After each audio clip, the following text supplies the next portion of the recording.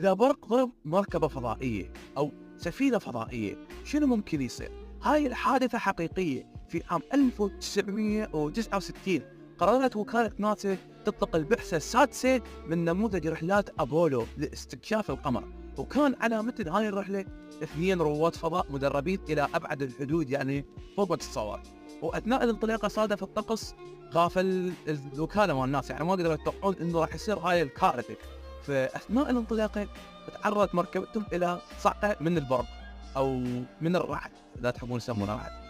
فلحسن الحظ إنه الحظ لعب وياهم نصيب الأسد، يعني من النجاح مال هاي الرحلة تعطلت أجهزة استشعار وأجهزة حساسة يعني. ولحسن الحظ إنه هاي الأجهزة اللي تعطلت ما كانت بذيك الأهمية، هي مهمة بس مو ذيك الأهمية اللي تخليهم يموتون.